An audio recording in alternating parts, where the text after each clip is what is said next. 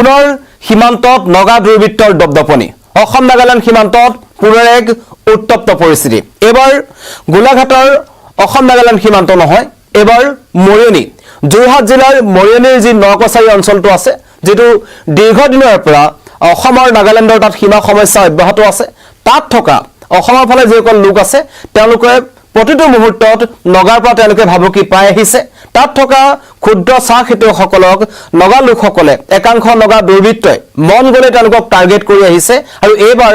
নগাই এটা খাপ আগুৱাই গৈ অসমৰ এটা অঞ্চল তেওঁলোকৰ বুলি দাবী কৰিছে আৰু নগা দুৰ্বৃত্তৰ দাবীৰ পাছত অতি আচৰিত লগাকৈ অসমৰ প্ৰশাসনেও নগা দুৰ্বৃত্তৰ সন্মুখত নগা চৰকাৰ নহয় বা নাগালেণ্ডৰ প্ৰশাসনৰ সন্মুখত নহয় একাংশ নগা দুৰ্বৃত্তৰ সন্মুখতে অসমৰ প্ৰশাসনে হাত দাঙিছে আৰু যেটো পথ নিৰ্মাণৰ কাম চলি আছিল জব কাৰ্ডৰ কাম চলি আছিল সেই অসমৰ সীমান্তত অসমৰ মাটিত থকা এটা পথ নিৰ্মাণত নগাই বাধা প্ৰদান কৰিলে আৰু নগাই তাত হাতত তেওঁলোকে বন্দুক লৈ আহি অসমৰ লোকসকলক ভাবুকি প্ৰদান কৰিছিল তাত কাম কৰি থকা শ্ৰমিকসকলক ভাবুকি প্ৰদান কৰিছিল আৰু তাকে লৈ সেই অঞ্চলটোৰ এটা তীব্ৰ প্ৰতিক্ৰিয়া সৃষ্টি হৈছিল উত্তপ্ত পৰিস্থিতিৰ সৃষ্টি হৈছিল আৰু অৱশেষত অসমৰ প্ৰশাসন তাত উপস্থিত হৈছিল মৰিয়নি আৰক্ষী উপস্থিত হৈছিল যোৰহাট জিলা প্ৰশাসন উপস্থিত হৈছিল কিন্তু সকলোৱে আশা কৰিছিল যে পুনৰ অসমৰ লোকসকলে তাত কাম কৰিব পাৰিব জব কাৰ্ডৰ কাম কৰিব পাৰিব কিন্তু অতি আচৰিত কথা যে অসমৰ প্ৰশাসন গৈ এই কেইজনমান নগা দুৰ্বৃত্তৰ ওচৰত অৱশেষত তেওঁলোকে হাৰ মানিলে আৰু নগাৰ দাবী মানি লৈ তেওঁলোকে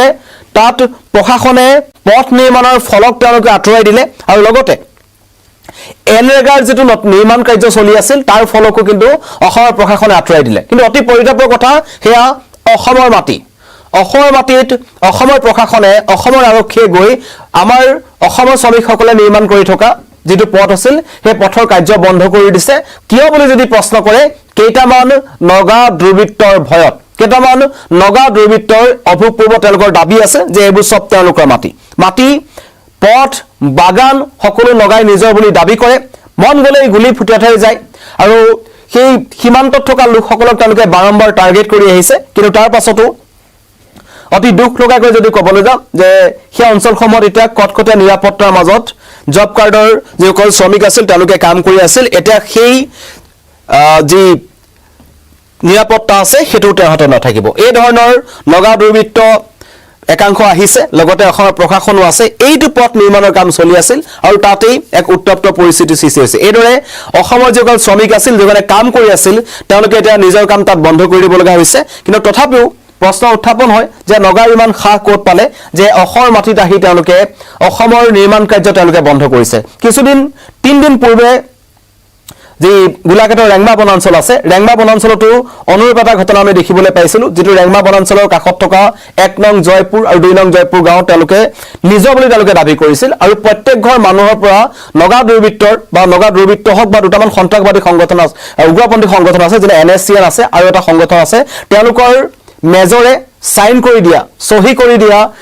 এখন দাবী পত্ৰ আহি সেই গাঁও দুখনৰ গাঁও প্ৰধানৰ হাতত দি থৈ গৈছিল আৰু নগাই দাবী কৰিছিল যে প্ৰত্যেক ঘৰ অসমীয়া মানুহে তেওঁলোকক 110 টকাকৈ দিব লাগিব আৰু হেতু হাউস টেক্সৰ নামত দিব লাগিব এনেবোৰ ঘটনা এতিয়া চলি আছে অসম নাগালেণ্ড সীমান্তত চৰকাৰ প্ৰশাসনৰ নিৰ্লিপ্ত ভূমিকা আৰু তাৰ মাজতেই সীমান্তত থকা যিসকল অসমীয়া লোকসকল আছে তেওঁলোকে প্ৰতিটো মুহূৰ্তত কিন্তু ভয়ৰ মাজত শংকাৰ মাজত তেওঁলোকে পাৰ কৰিব লগা হৈছে তেওঁলোকৰ যিবোৰ ক্ষুদ্ৰ ব্যৱসায়বোৰ আছে যিবোৰ ক্ষুদ্ৰ চাহ খেতিয়কসকল আছে সেই চাহ বাগানৰ পৰা নগাই পাত লৈ যায় খেতিয়কসকলক তেওঁলোকে ধন দাবী কৰে মন গলেই অসমৰ মাটি তেওঁলোকৰ বুলি তেওঁলোকে দাবী কৰে আৰু এইবাৰ প্ৰশাসনৰ এটা পথ এটো কাৰো ব্যক্তিগত মাটি নহয় কাৰো ব্যক্তিগত বাগান নহয় এটো এটা অসম চৰকাৰৰ এটা পথ আৰু জব কাৰ্ডৰ কাম তাত চলি আছিল এনৰেগাৰ কাম তাত চলি আছিল সেইবোৰ অসমৰ প্ৰশাসনে আঁতৰাই পঠালে কেৱল কেইটামান নগা দুৰ্বৃত্তই দাবী ধমকি দিয়াৰ পাছতে তাৰ পাছতেই তীব্ৰ ক্ষোভ আৰু ৰাইজৰ নিৰাপত্তা সুনিশ্চিত কৰাৰ দাবী জনাইছে কাৰণ নগাই মন গলে সেই অঞ্চলটোত বহু পূৰ্বৰে পৰাই তেওঁলোকে তাত দাবী ধমকি দি আহিছে ভাবুকি দি আহিছে বহু অসমীয়া লোকক নগা দুৰ্বৃত্তই তাৰ পৰা অপহৰণ কৰিছে মুক্তিপণ দাবী কৰিছে আৰু তাৰ পাছতো এতিয়ালৈকে যদি ক'বলৈ যাম চকুমুদা কুলিৰ ওপৰত আছে আমাৰ চৰকাৰ প্ৰশাসন কেইবাবাৰো আলোচনা হৈছিল এই লোকসকলক নগা প্ৰশাসনৰ সৈতে আৰু নগা প্ৰশাসনে অতি পৰিতাপৰ কথা এইসকল যি স্থানীয় লোক আছে বা নকছাৰী অঞ্চলটোত আছে বা মৰিয়নি অঞ্চলটোত আছে তেওঁলোকে এটা কথা কৈছে যে আগ্ৰাসী নগাই বৰুৱাআলি পৰ্যন্ত তেওঁলোকৰ বুলি দাবী কৰিছে। সেই যি বৰুৱাআলি আছে সেইটো অসমৰ মাটি আছে, সেই বৰুৱাআলিলৈকে তেওঁলোকে বুলি দাবী কৰিছে। অসম চৰকাৰ আৰু নগা প্ৰশাসনৰ মাজত আলোচনা হৈছে। আলোচনাৰ অন্তত কিন্তু অতি দুখ লগা কথা যে অসমৰ যিটো পথ আছিল সেই পথ নিৰ্মাণৰ কাম তেওঁলোকে বন্ধ কৰি দিছে, যাৰ ফলত এতিয়া এই অসমৰ শ্ৰমিকসকলে প্ৰশ্ন উত্থাপন কৰিছে যে আমাৰ নিৰাপত্তা ক'ত, য'ত নগা দুৰ্বৃত্তই হাতত বন্দুক লৈ আহিব পাৰে, য'ত CRPF আছে, অসম আৰক্ষী আছে, কিন্তু নগা দুৰ্বৃত্তক তেওঁলোকে কৰায়ত্ব কৰিব নোৱাৰে। অসমৰ মাটিত আহি নগাৰ এই ধৰণৰ আগ্ৰাসী ৰূপ একাংশ নগা দুৰ্বৃত্তৰ দপদপনি চলি আছে। স্থানীয় ৰাইজৰ মন্তব্য আহিছে, মই শুনাই ল'ব বিচাৰিছোঁ। আমাক মানে আৰু কি হয়, আপোনালোকে যাওকগে, আমি মিলা মিছা হৈ ল'ম, তাৰ পৰা আপোনালোকে কাম কৰিব বুলি তেওঁলোকে আৰু দাবী কৰিছে। আৰু মানে আপুনি এটা কথা কওকচোন, এইডোখৰ য'ত আছো বা আপোনালোকে য'ত কাম কৰি আছে, এইডোখৰ কোনোবা জনমত জানো নগাৰ হ'ব পাৰে বা নগাৰ বুলি কেতিয়া শুনিছিলে বা তেনেকুৱা কিবা কথা আছে নেকি বা কওকচোন? মই ভালদৰে নাজানো, মোৰ এতিয়া ইয়াত বিয়া হৈহে আহিছোঁ। ইয়াত মানে কেনেকুৱা কি কথা নাজানো, খালি ইয়াতে গম পাৰো আৰু এইটো বৰুৱাআলি নে কি বুলি কয় গম পাইছোঁ। মই এতিয়া বিয়া হৈ আহিছোঁ ইয়াত, মই আগৰ বৰুৱাআলিলৈকে এতিয়া নগাই নিজৰ বুলি দাবী কৰিছে। হয় হয়, তেওঁ দাবী কৰিছে। আমি আজি 3 দিন হৈছে, আমাক মানে আৰু কি হয়, আপোনালোকে যাওকগে, আমি মিলা মিছা হৈ ল'ম, তাৰ পৰা আপোনালোকে কাম কৰিব বুলি তেওঁলোকে আৰু দাবী কৰিছে। আৰু মানে আপুনি এটা কথা কওকচোন, এইডোখৰ য'ত আছো বা আপোনালোকে য'ত কাম কৰি আছে, এইডোখৰ কোনোবা জনমত জানো নগাৰ হ'ব পাৰে বা নগাৰ বুলি কেতিয়া শুনিছিলে বা তেনেকুৱা কিবা কথা আছে নেকি বা কওকচোন? মই ভালদৰে নাজানো, মোৰ এতিয়া ইয়াত বিয়া হৈহে আহিছোঁ। ইয়াত মানে কেনেকুৱা কি কথা নাজানো, খালি ইয়াতে গম পাৰো আৰু এইটো বৰুৱাআলি নে কি বুলি কয় গম পাইছোঁ। মই এতিয়া বিয়া হৈ আহিছোঁ ইয়াত, মই আগৰ বৰুৱাআলিলৈকে এতিয়া নগাই নিজৰ বুলি দাবী কৰিছে। হয় হয়, তেওঁ দাবী কৰিছে। আমি মন্তব্য শুনিলে আৰু কটকটীয়া নিৰাপত্তাৰ মাজত এনেকুৱা নহয় যে আগতেও তেওঁলোকে শান্তিত কাম কৰিব পাৰিছিল। যেতিয়া কাম কৰি আছিল তেতিয়াও নগা দুৰ্বৃত্তৰ ভয়ত সেই অঞ্চলটোত যিসকল জব কাৰ্ডৰ কাম কৰিছিল শ্ৰমিকসকলে তেওঁলোকে নিৰাপত্তাৰ মাজতে কৰিব লগা হৈছিল। এয়া হৈছে সীমান্তত অসম নাগালেণ্ড সীমান্তৰ এটা পৰিৱেশ। যিকোনো মুহূৰ্তত কোনো তাত অকলে খোজকাঢ়িব নোৱাৰে, নগা দুৰ্বৃত্তৰ টাৰ্গেট হ'ব পাৰে। কোনো অকলে ওলাই যাব নোৱাৰে, নগা দুৰ্বৃত্তই তেওঁক অপহৰণ কৰি লৈ যাব পাৰে। কোনোৱে নিজৰ চাহ বাগানখনত মন গ'লে ঘূৰিব নোৱাৰে, তাত নগা দুৰ্বৃত্তই তেওঁলোকক আক্ৰমণ কৰিব পাৰে। আৰু এয়া কেৱল অসম নাগালেণ্ড সীমান্তৰ মৰিয়নি অঞ্চলৰ কথা নহয়, ৰেংমা বনাঞ্চল আছে, সৰুপথাৰ অঞ্চলটো আছে। এই অঞ্চলটোতো কিন্তু দীৰ্ঘদিনৰ পৰা নগাই উপদ্ৰৱ চলাই আছে।